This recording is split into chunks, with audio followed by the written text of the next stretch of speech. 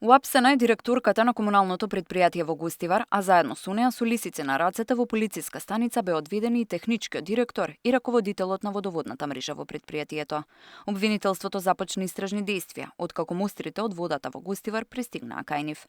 Иако во ек на епидемија се уште ги чуваат во тајност, според неофицијалните информации, во 2 мостри од вода биле пронајдени фекални бактерии, а во третата премногу хлор.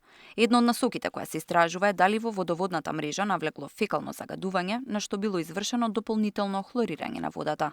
Од обвинителството велат дека сите прибрани докази до овој момент, како и доказите кои допрва се очекува да бидат доставени, се анализираат за да се утврди состојбата од која ќе произлезе правна квалификација на евентуално сторено кривично дело и идентификација на сторителите.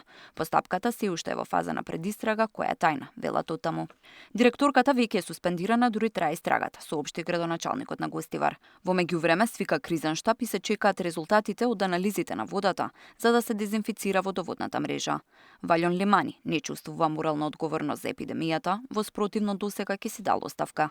Премиерот Мицкоски ги повика сите одговорни да сносат и кривична и морална одговорност и во најбрз можен рок да се расветли случајот. Не чувствувам морална одговорност затоа што јавното претпријатие е правно лице кој менаџира и кој работи во тој поглед, инаку граѓаните од Гостивар, повеќето од тие што ме знаат, доколку беше поинаку, секако првата оставка ќе дојдеше од моја страна. Морална одговорност, апсолутно, таму сите од прв до последен треба да понесат одговорност, покрај тоа што претпоставувам обвинителството ќе се занимава со друга одговорност. Очекувам дека од градоначалникот па надоле сите треба да понесат одредена морална одговорност. Во Гостивар се разнесува вода со камиони, а граѓаните во редици чекаат од камионот да зема чешиња. Водата е забранета за пиење, за готвење, а не може да ја користат ниту за лична хигиена.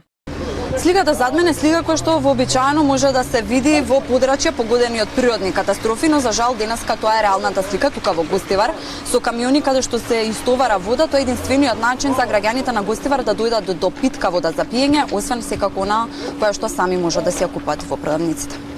Гостиварци се собраа денеска да протестираат пред комуналното претпријатие. Едва и 30 на граѓани, изреволтирани од состојбата во која се наоѓаат, но и разочарани бидејќи дошле во мал број. Велат сите ја пијат истата вода без разлика на националност и вера.